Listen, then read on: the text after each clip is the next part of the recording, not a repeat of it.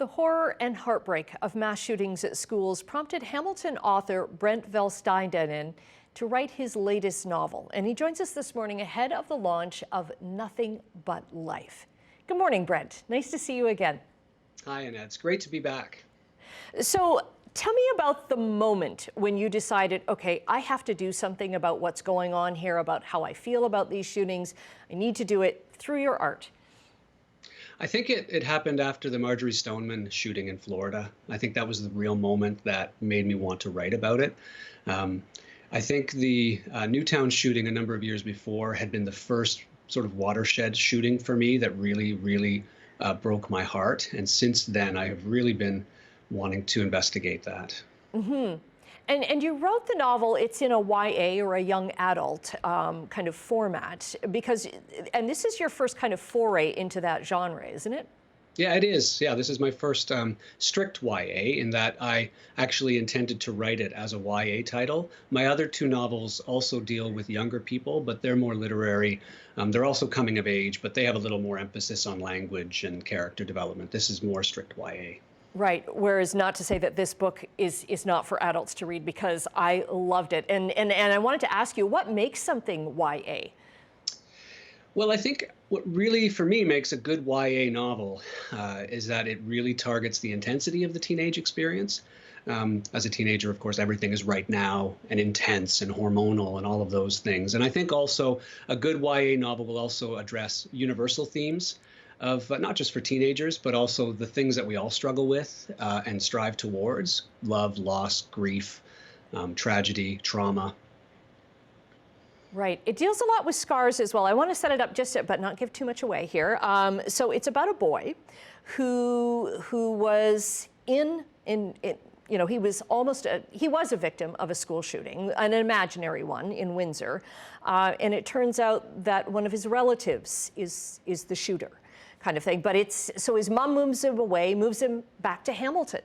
And it's kind of dealing with his scars from what happened, and just his unresolved feelings, like, okay, I'm supposed to love this person, but how could this person do this? Right. It's his stepfather, Jesse, who committed the school shooting, and Dills, the main character, doesn't know why, and of course he can't get any answers. But Jesse is not only his stepfather, he's also his hero, and he's sort of helped bring Dills up. And so that adds to the conflict that Dills feels about this loved one committing this unthinkable crime, and yet he still loves him, and he can't hate him, even though society has repeatedly told him that he should hate this person, and he can't do it. Right, and he can't even really talk about what happened because his mom doesn't want people to know, doesn't want the media to find out who he is. So she's kind of, locked him away in Hamilton, and he goes to school, and he acts out, and he's bullied. Yeah, it's supposed to be a fresh start, but I think another universal theme is that we can't outrun tragedy, and we certainly can't outrun trauma. And fresh starts might appear to work on the surface, but if somebody is really struggling with something like this, often those unintended dark shadows will come out afterwards when you least expect it, and that's what happens in the novel. He hurts somebody in his class. He lashes out at him, and we start to understand that the complexity of his emotions following this unthinkable event are really what we're wrestling with in the novel. Yeah. Right. I don't want people to think that this novel is a downer, because it's not. There's also bright spots of hope, and it's really an experience of realizing that others carry scars, not necessarily all physical, but some emotional, some mental, and just put yourself in that person's shoes, or try to, right?